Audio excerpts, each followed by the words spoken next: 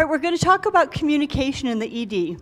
And I want to suggest something to you. I believe that this is one of the most central aspects of our practice. That this, whether your communication system and strategy is good or bad, can greatly influence patient safety, quality, your practice life when you go to work. And let's see if I can make that case to you and suggest to you ways that we might improve it.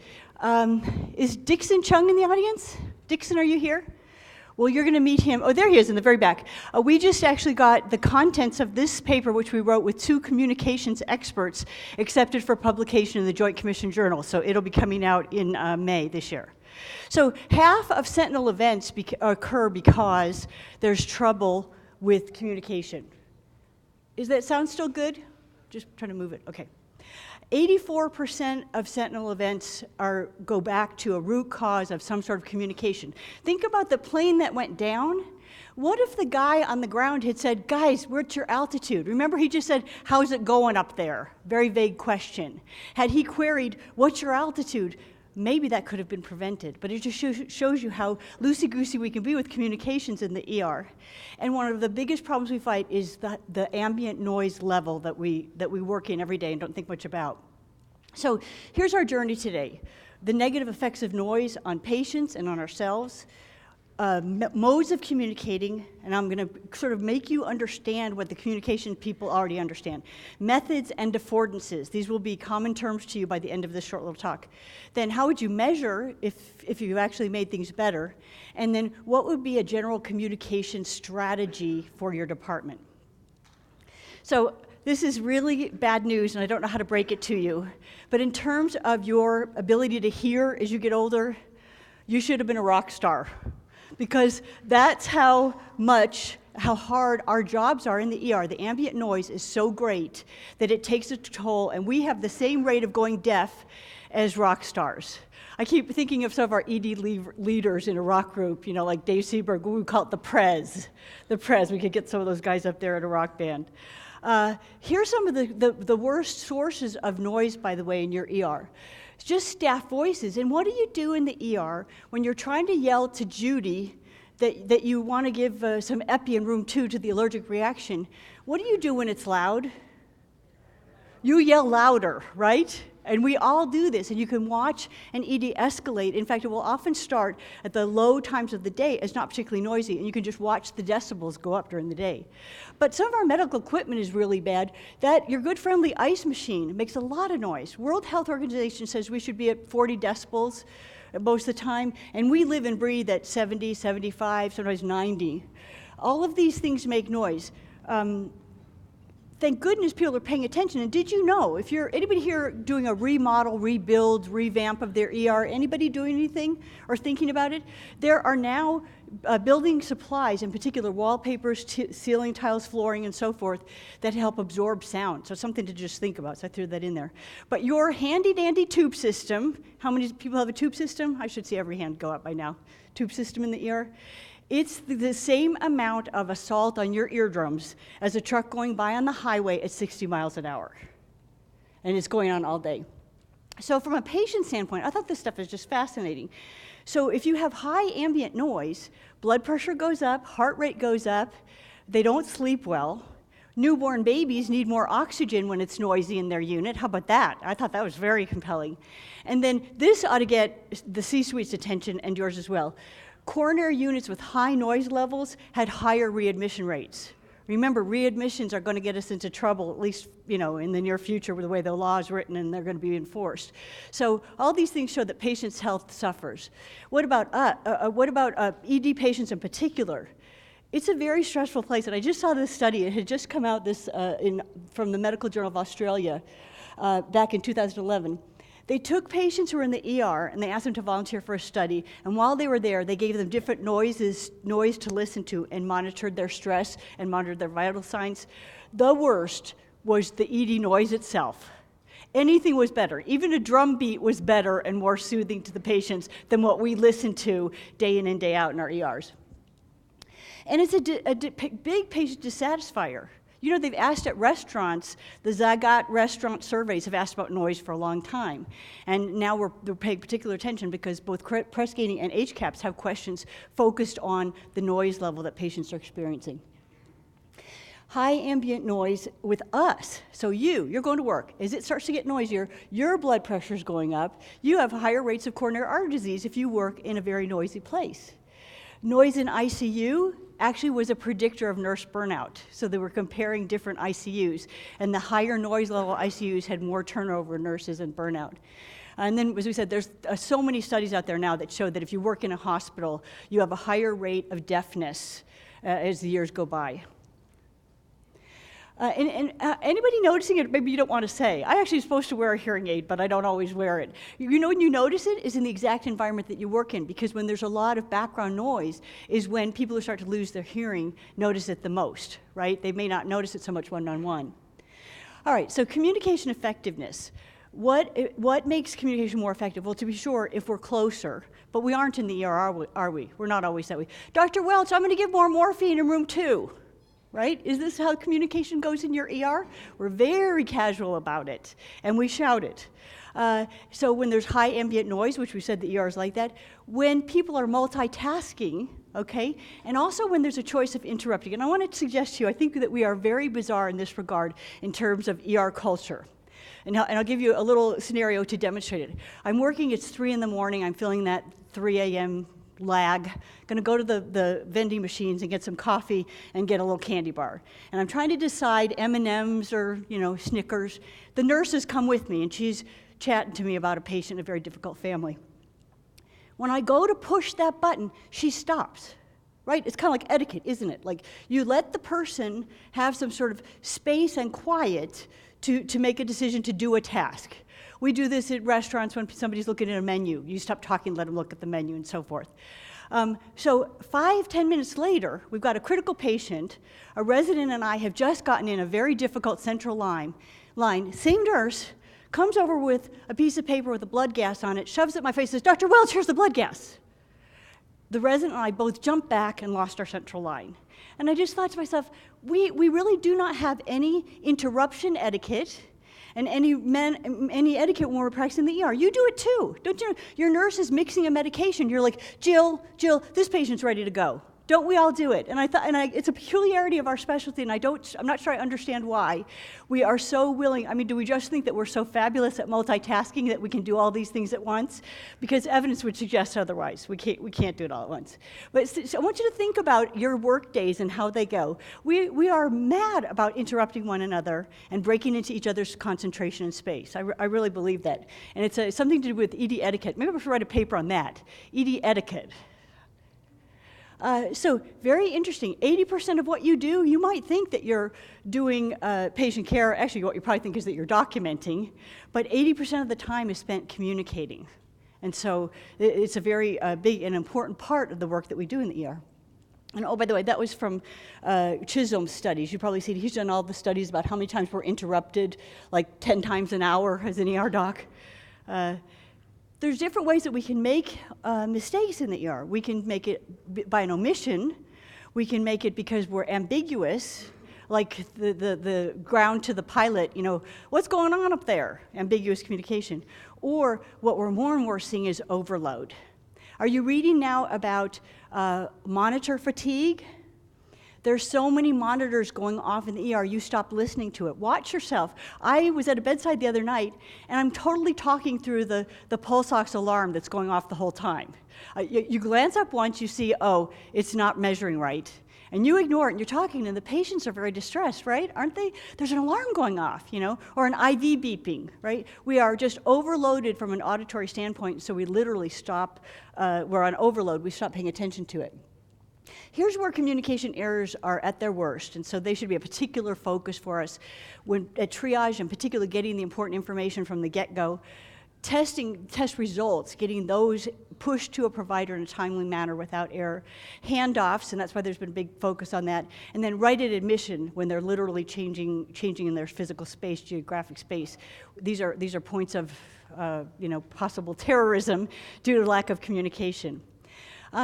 How well can you hold stuff in your head? Do you know this? How many pieces of information can you have in your brain, short-term memory, at a time? Do you know this?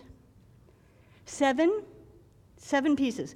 So I was aghast when I went to an ER, and the communication system that they had was when a call came to a doctor, the desk yelled out, pick 5643. I'm like, well, you only got 2 things left to put in your head. Pick 5643. Can you remember the patient's name and age? But then you're not going to remember what you wanted to say anyway in the call. And yet our systems where we work are fraught with this type of design. That's a really bad design, right? And you know what the solution was? It was so easy, it was dumb. They just came in and programmed those lines. So now it was Dr. Welch, call 12. Dr. Welch, call on line 3. You know, just a simple thing to remember to go, not pick, so there's a task, and 4 numbers, and then you get on with it. So there's an interesting study that looked at, and I thought this was fabulous and very relevant. So the EMTs give report to the staff in an ER, and then they saw how much could people remember 5 minutes later. And there's your data, about 50% of what was told to them. So the idea of communicating in the head may not be such a good one if we just can't keep it there, especially with the amount of information we're processing. 5 minutes, you remember about half of it. Another thing, not to harp on this whole noise thing, but noise in the OR was associated with levels 77 decibels. That's us every day, my friends. That's your ER right now back at home. That was associated with the anesthetist having trouble remembering and keeping things in his head pursuant to a case. This is perfectly relevant to us in the ER. We're always at that noise level, and it's going to impede our ability to remember and process information. All right, so 3 big modes of communication are afoot in the ER right now, in the world, but we're focusing on the ER. First, verbal, which I really like it. It's fast, it's efficient. I like it when it's person to person because 85% of communication is nonverbal. Look at the guy's face, and you could clearly see that on that slide, right? And haven't you had it? Like, so I say to Jill, I'm going to give him another dose of pain medicine. I'm getting him out of here. And Jill does this. What's she telling me? Right? So I'm like, Jill, you don't like that plan? What do you? Let's talk about this, right? If we'd been just communicating by a phone or a pager or radio, I don't get this. And I might need to get that because I don't know I'm not going to get that patient home as I have plans, my high hopes. Then written, and written has a role for us, especially with all the numeric information. Remember I told you, you can't keep that stuff in your head, and so having it in a written record is a really good idea. And so much of our communication will by default need to be this because we simply can't remember a Chem 4800, And then you also have this, and people who have been in practice for more than 20 years will know all kinds of creative ways that we used to communicate to one another, something that needed to happen to a patient, information being back. My first ER, all of our ERs ran the same way. Everything had a color strip of plastic attached to the chart. Green was go, I still remember to this day. Green was go, red means they want me to look at it really quick. White was there some information back that's just a routine, and it was just a flagging system. So how many of you remember the charts that you could pull the flag to communicate, right? So visual signal is very real, and we could make use of it. Now, if you've lived through that era where you used lights over a room, where you used flags on a wall, you used flags on a chart, you moved a chart to a different rack, if you've seen that, what have you noticed now that everything's electronic and the queuing is on a computer screen that is Lilliputian? What have you noticed? A lot of people have commented as they've gotten, ED tracking systems that are used as communication boards. It's a much more subtle communication, isn't it? It's a tiny little icon on a computer tracking screen, as opposed to before, it was a flag, it was a chart handed to you, and so forth. So in my view, I think visual signal's cheap. I think there should still be a place for this form of communication in your ER. Oh, by the way, do you know Intermountain grew its own homegrown tracking system, and because critical labs were not getting noticed, they put a little black bug. So you walk by, and literally it's become kind of part of our jogging. You walk by and like, Jill, what's the black bug in room 2? What the heck is the black bug? Oh, really? The potassium is 1.9? Oh, okay, thanks. And so we've actually been trained to those little black bugs. Why? They tried blinking lights, colored lights, arrows, you name it, and could not get the attention of providers walking by in a busy ER that might have 40 people in it at a time or more. And so the black bug, it's very noxious. They did psychometric testing to find something that would really bother people, and they got the black bug. Okay, so this is looking at your modes, verbal, written, visual, signal, and thinking about it in a different way. Do you want the communication to go one-to-one? Do you want it to go to one-to-many? Okay, because there is information that you would like to go one-to-one, and that's where you start thinking about things like dedicated cell phones. And then there are other things, like the guy quit breathing in room 2, that maybe you want everyone to know. We got a code blue in room 2. But I want you to think about this, because how have most communication systems evolved in ERs? How have they evolved? Not with much planning, would you say? Oh, we got Motorola radios? Great. Where did we get those? And they've just sort of evolved that way without much thought. All right, so mediums are channels or systems of communication, and we've organized them as technology-based or not. And lots of factors might influence which ones you choose. So technology independent would be overhead paging, queuing on a whiteboard, physically using flags and so forth. Technology-driven are all the different machines that we have at our disposal to help communicate with one another. And you can imagine how you could pick what you're going to use and identify when you were to use it. Does anybody have a scheme now in their ER? Does anybody? Like, we all know, if it's emergent information and we're defining it as this, that we will always use this mode. See, I think we've just grown up sort of willy-nilly about it. We went from being small little ERs where you could just go and tap Jill on the shoulder and talk to her, to now ERs that are seeing 300, 400 a day, and we've sort of by hook and by crook tried to keep our communications working. So technology independent. I still like these, and I still think there should be a place for these low-tech. And remember, those are the old things I was talking about, the flags. What happened was, did you remember if you actually used these, by about a month, the flags were missing, right? And they were torn. So that's why we literally bought plastic sheets, binder dividers, and cut them in strips.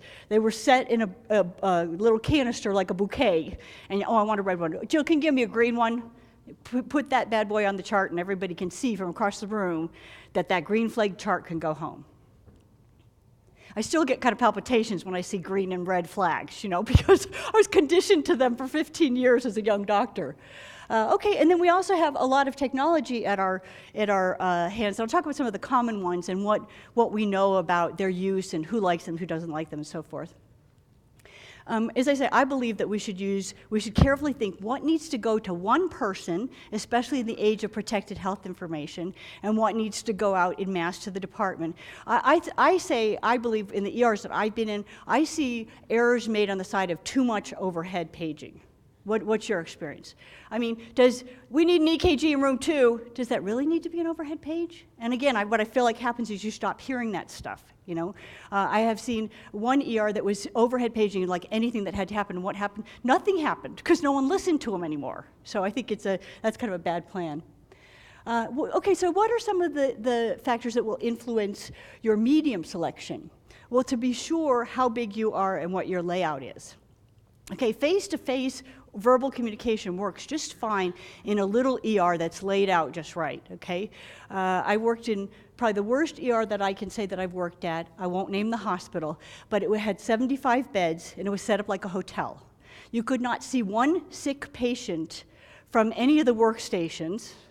You would frequently have, when somebody go bad, a caregiver yelling in the hallway to try to get some help. And people were running all over every hall. They tried to run it without geographic zones. And so imagine an ER with 75 beds in it. And so what happened? If you don't have a good census and convenience to talk to people, then you don't talk to people. And that's a bad thing. So instead of getting 3 warnings, Dr. Welch, room 3 is getting short of breath again. Dr. Welch, I think this one needs another breathing treatment. I don't get any of that. I get, Dr. Welch, room 3 is coding. Right? And so we want communication. We want it to be easy. I love fly-by communication. I'm walking up hey, Judy, how's that little boy doing? Oh, is he feeling better? Great. Hey, Cindy, how's that kidney stone? Is he looking good? I love that kind of communication. That's important. I know it's casual, but that's the kind of information that we keep updated about our patients. And then I would suggest to you, I think that physicians and nurses have different needs for their communication, and so what appeals to one might appeal to another, not appeal to another. Here's what I see. Under 20,000, that's the beautiful spot. It's easy to perform well. It's easy to be a good and effective doc. You almost always have plenty of beds, and verbal communication works well. If you do multiple geographic zones or pods, you can keep that because you're effectively running a big ER like several small ERs in terms of communication. What I see is usually the next thing that's happened is people will go to, of course you have to do some written on your board or your tracking system because you simply can't find the person to communicate to, but now you might go to radio or you might add visual signal.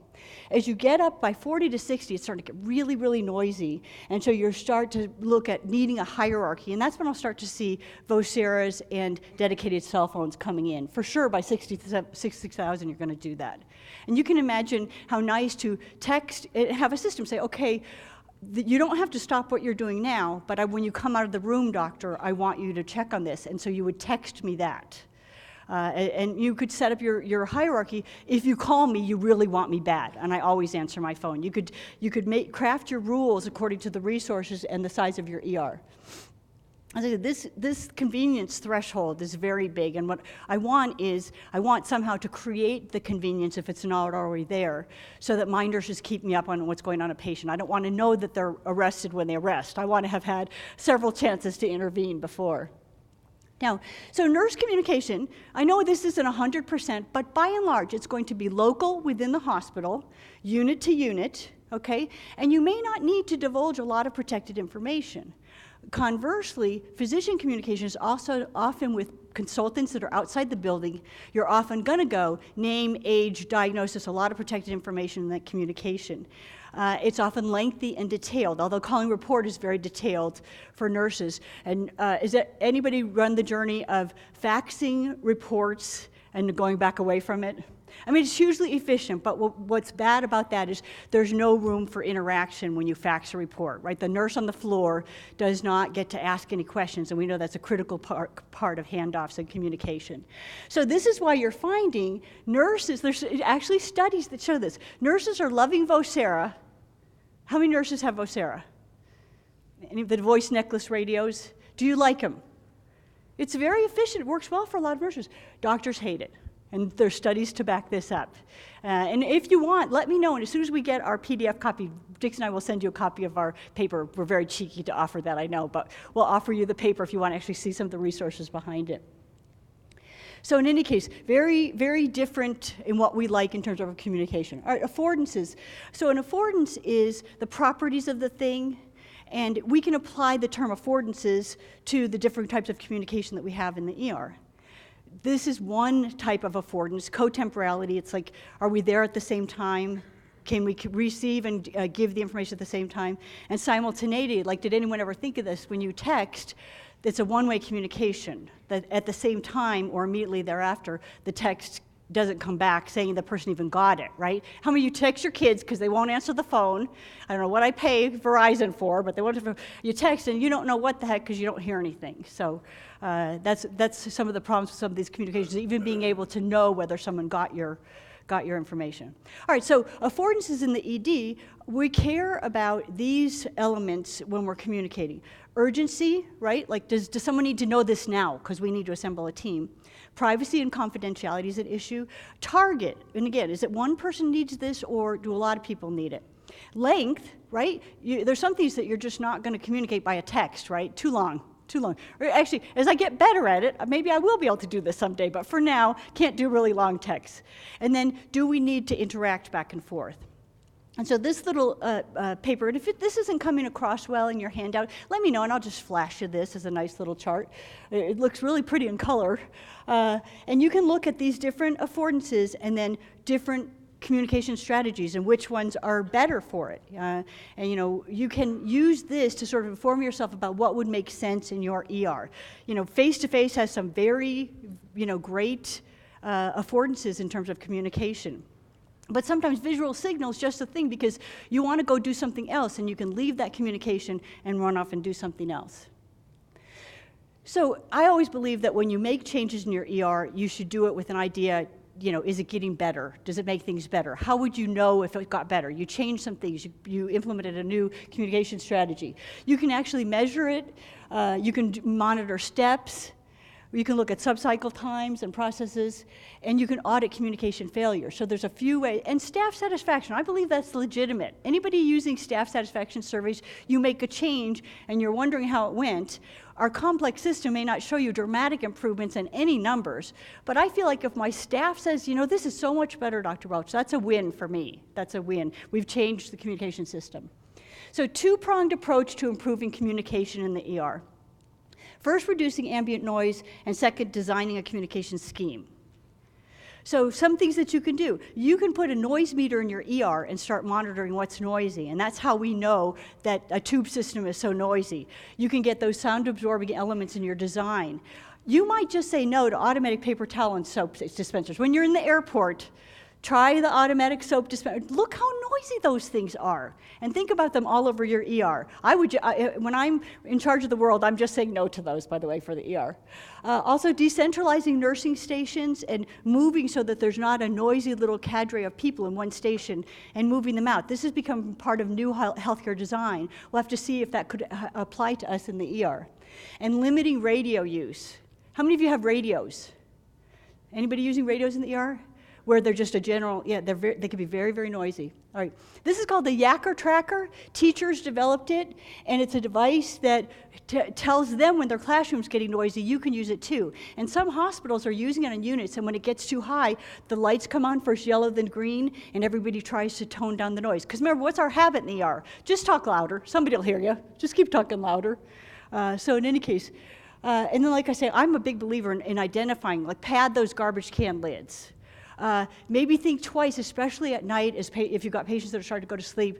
The portable x-ray machine, very noisy. Maybe just rethink where your noise comes from. And then designing a scheme, because I believe no one's doing this yet.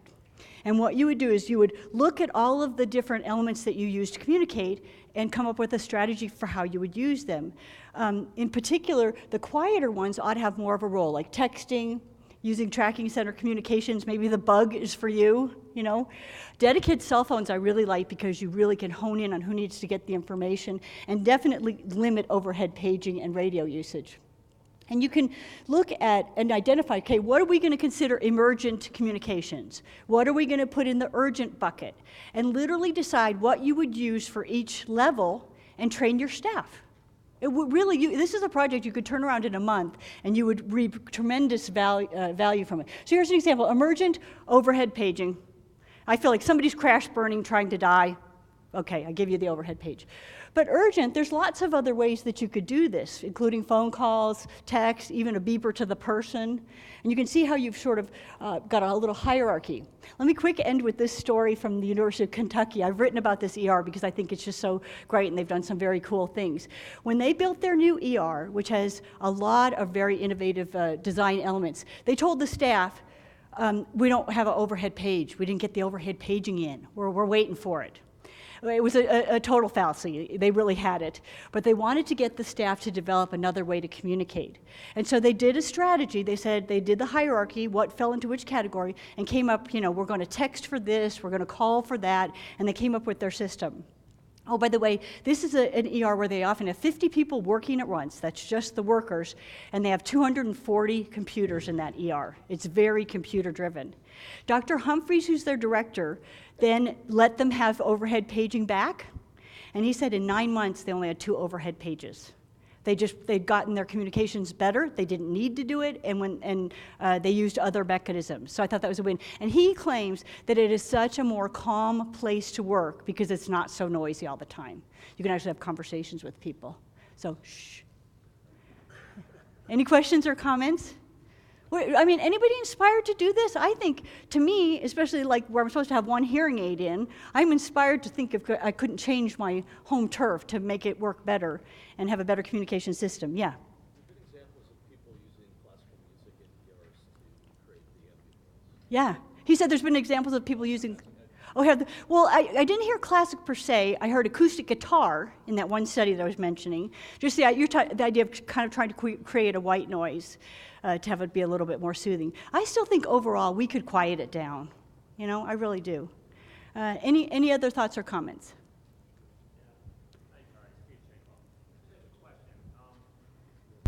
And maybe a hint at a recent frustration.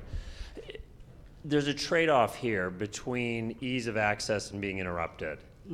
And it may be a sign of getting older or administrative duties, but I find the interruptions when working clinically to be disruptive, frustrating, and at some point dangerous. Where's the trade-off here? I suspect that's what was behind the Vocera results, that docs got tired of getting interrupted for every They absolutely do not like the low radio level. when they're talking to patients and other providers. Is there a interrupting. sweet spot? Is there an So that's why solution? I like systems that recognize the differences. Give the nurses the Voceras if they like them, you know? But if they want me, they'll have speed dial and send me a message, either text or directly to my phone. So you see what I'm saying? You can craft it different strategies. In fact, Christiana, I think, does Vocera for nurses and phones for docs. Is that right? Anybody here from Christiana? If I have it wrong, I'm not making it up. I just got the wrong name of the institution. But there are places that are clearly doing that. And I want to save you from those interruptions, too, because they make you make mistakes. And especially, anybody noticed with the influx, like you get some new nurses in your ER, and they do need a lot of, double checks. They're nervous about things. So I'm getting things like, Dr. Welch, so room 3 is ready to go? I'm like, I queued it on the tracking system, I put it in the rack, and the discharge papers are there. Yeah, the patient can go. But they want to double check. I think that interruption is unnecessary and dangerous. And so I want to keep that from you so that you know how to get your lab information, you know how to get information that needs to come back to you that's, not urgent or emergent. And I want to protect you from that other stuff because, as you know, interruptions make you make mistakes. They're very dangerous. Yeah.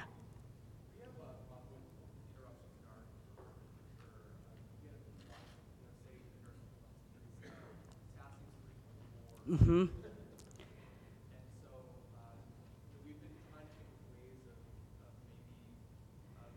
maybe non-urgent information being communicated indirectly. Yeah. So you're saying they get a lot of non-urgent. Anybody ever getting normal lab values? Someone interrupts you to give you a normal lab value? And you're very busy and already trying to process a lot of information. Yeah, so couldn't you see how you could take this project, you get a task force together, you have a little strategy for how you're going to rank your communications and which method you're going to use, which mode, how they'll communicate to you, and then through the training process they'll sort of get it. I mean, you can even present them with information on how dangerous interruptions are and sort of get your sort of change the culture on board in your department. I think it's entirely doable.